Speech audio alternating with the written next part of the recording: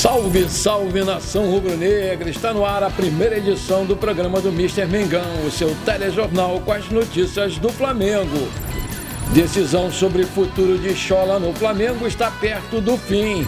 Urgente, Flamengo avança por Claudinho e tem reunião marcada para definir sobre o seu futuro.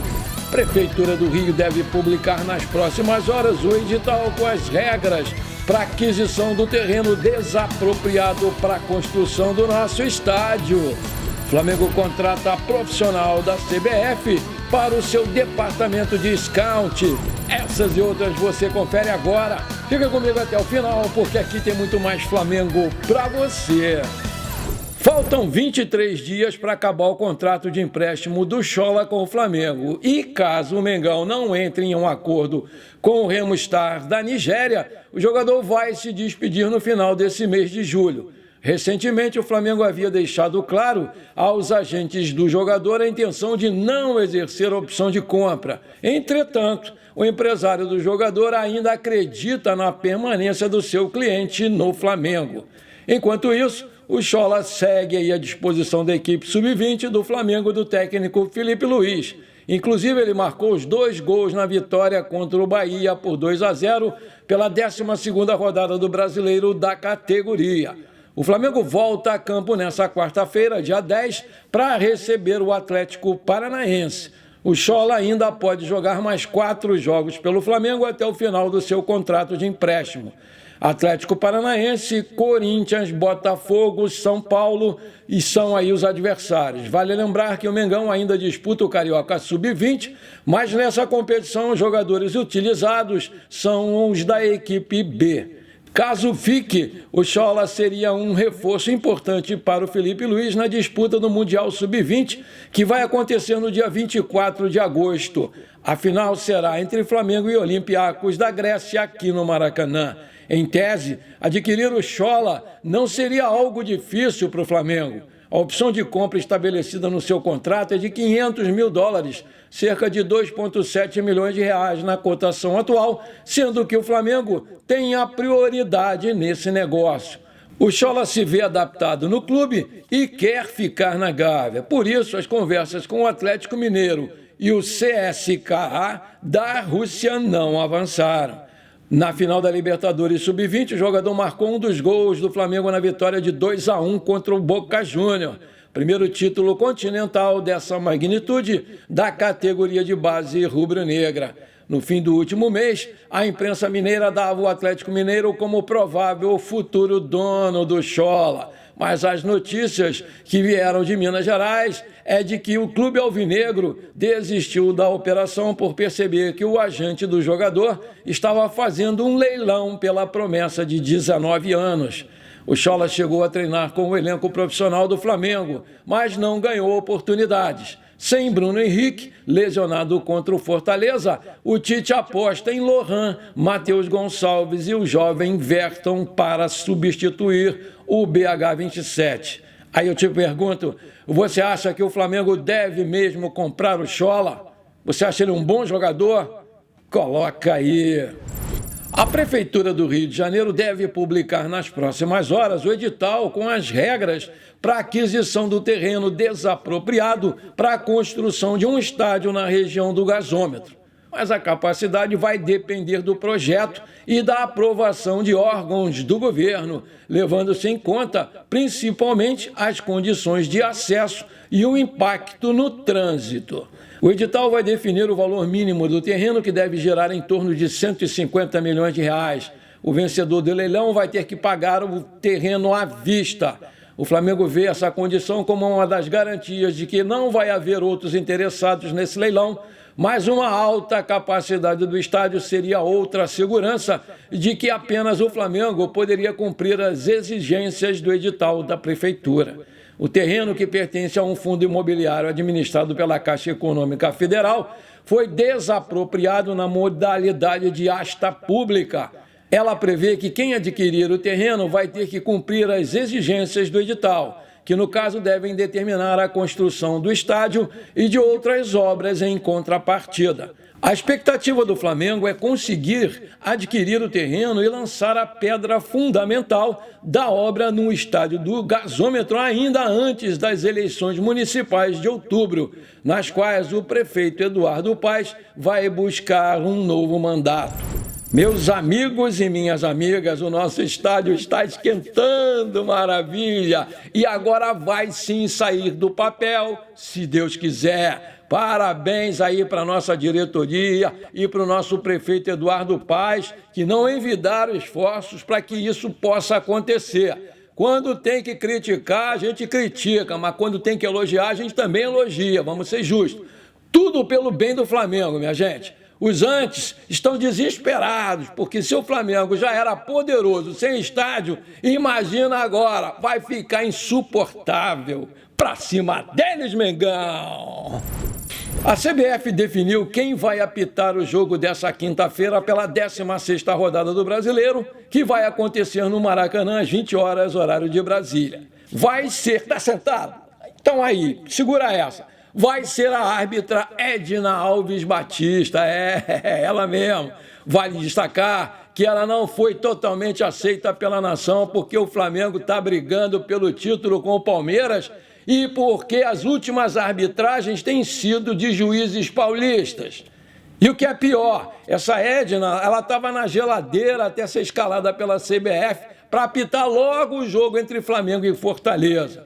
Esse é apenas o segundo jogo dela no Campeonato Brasileiro, né? O outro jogo que ela apitou foi Internacional e Atlético Goianiense, maior confusão, acabou no maior rolo, né? Não deram aí um pênalti claríssimo no Internacional, o pessoal lá da diretoria do time gaúcho reclamou demais por conta desse pênalti que ela não marcou, e por isso ela foi aí para a geladeira. E nesse período aí de geladeira, ela trabalhou em jogos da Copa do Brasil, da Série B, Sul-Americana e até a Copa América. Ela foi árbitra que apitou aí a vitória do Panamá sobre a Bolívia na fase de grupos do torneio de seleções. É a primeira mulher a apitar um jogo em Copa América, né? Em 100 anos de Copa América. A CBF ainda não confirmou qual vai ser a equipe completa da arbitragem para o jogo entre Flamengo e Fortaleza. Contudo, a tendência é que ao menos a assistente Neuza Inês Bach seja escalada como parte da equipe da Edna Alves. Aí um internauta sabiamente escreveu no seu Instagram: Ave Maria, lá vem essa mulher de novo. Por que será que a CBF faz questão de colocar nos nossos jogos juízes que sempre nos prejudicaram? Será que tem gato nessa tuba? Abre teu olho, Edinaldo. Para com isso. Larga de perseguir o Flamengo, cara. O Flamengo agora tem um novo gerente de scout. Ricardo Perlingeiro deixou o cargo de coordenador de observações técnicas de base da CBF para aceitar a proposta do Flamengo. O Ricardo chega ao Flamengo para substituir Renan Bloise, que deixou a gerência de scout do Flamengo para trabalhar no Corinthians. E dessa forma, o Flamengo foi até a CBF para fechar com o Perlingeiro. O novo profissional já iniciou as atividades no CT Ninho do Urubu nessa segunda-feira. O novo gerente de scout do Flamengo também é técnico de formação. Antes da CBF, o Ricardo Perlingeiro soma passagens por grandes clubes da Itália. Isso porque o profissional tem 10 anos de experiência nas categorias de base da Roma da Itália e foi diretor da Escolinha da Juventus, também da Itália, aqui no Brasil. No Rio de Janeiro, o ítalo-brasileiro já foi treinador das categorias de base do Fluminense. O departamento de scouts do Flamengo, vale lembrar, tem como uma das principais atribuições analisar jogadores de outros clubes para indicar ao departamento de futebol do clube. Sendo assim, os membros da diretoria estudam os nomes e avaliam se vale a pena ou não fazer uma investida para a contratação do jogador. Além do Perlingeiro, o Flamengo possui uma equipe com cerca de 5 profissionais de scout para o seu futebol profissional. E também tem um outro grupo dedicado às categorias de base. E sendo assim, o novo gerente assume o comando dos 2 setores. Seja muito bem-vindo, Perlingeiro. Boa sorte para você aqui no Flamengo. Uma informação do jornalista Vene Casagrande sobre o atual cenário do Gabigol acabou surpreendendo. Isso porque, durante o programa do SBT, o comunicador revelou informações de membros do departamento de futebol do Flamengo sobre a situação do jogador nos bastidores para o decorrer dessa temporada.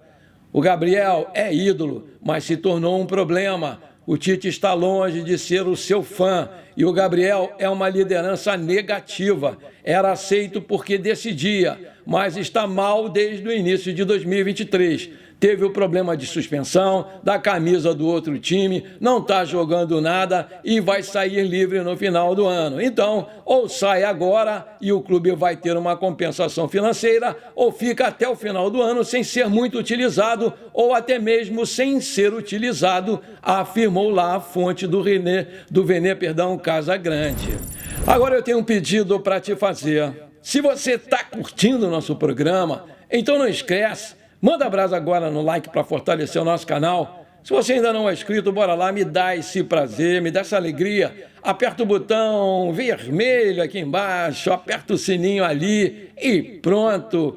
Você me ajudou demais. E se você quiser me ajudar mais um pouquinho, então compartilhe esse programa com os amigos e parentes flamenguistas para a gente crescer o nosso canal que está indo muito bem, graças a Deus. Eu conto muito com você. Muito obrigado. O Flamengo vai ter um desfalque importante contra o Fortaleza nesse jogo de quinta-feira. Isso porque o Bruno Henrique sofreu uma entorse no tornozelo direito contra o Cuiabá e não vai ficar à disposição da comissão técnica do Tite. Durante a reapresentação da equipe nessa segunda-feira aqui no CT Ninho do Urubu, o local ainda apresentava um inchaço muito grande.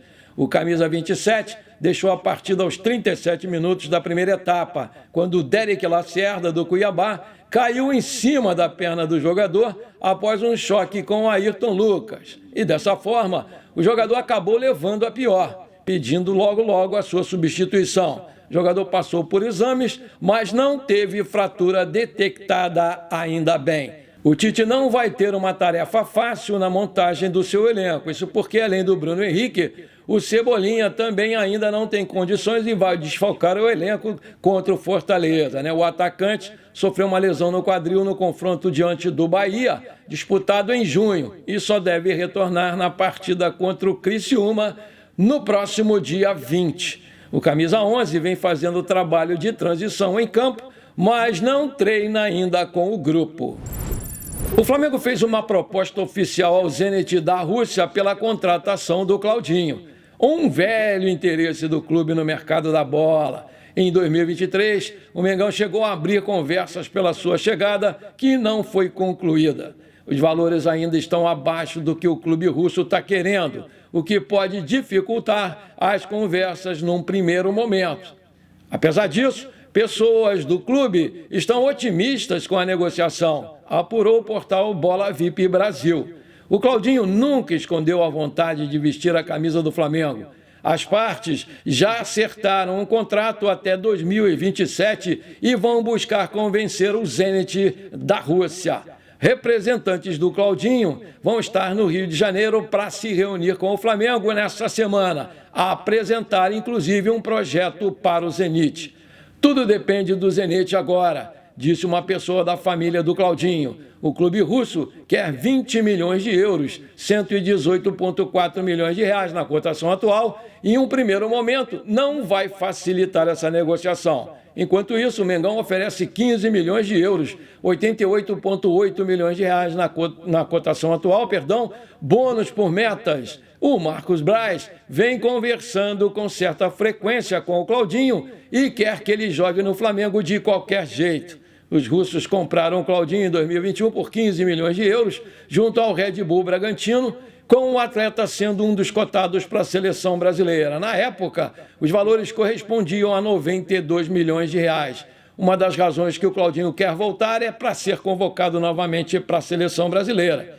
Ele fez a temporada com mais jogos desde que chegou ao gigante russo. Estando em campo 42 vezes, marcou 5 gols e deu 9 assistências.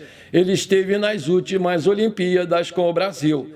Em amistoso de pré-temporada na Rússia, o time do Meia perdeu de virada para o Estrela Vermelha por 2-1, mas o Claudinho fez um golaço de fora da área Produção, coloca aí pra gente o gol do Claudinho. Сезону, что сразу двумя составами играет коллектив. Одни выходят в матч первым, другие во втором. Клаудиньо готовит удар. Хороший! Это не хороший, это замечательный удар. Клаудиньо как укладывает мяч. К сезону, что сразу двумя составами играет коллектив. Одни выходят в матч первым, другие во втором. Клаудиньо готовит удар. Хороший! Это не хороший, это замечательный. Bom, por enquanto foi isso. Espero que você tenha gostado do nosso programa. Muito obrigado mesmo, de coração, por você ter ficado comigo até aqui. Um forte abraço. Não esquece de compartilhar com seus amigos e parentes flamenguistas esse programa para a gente crescer o nosso canal. Eu conto muito com você. Bora lá ser feliz. Pra cima deles, Mengão!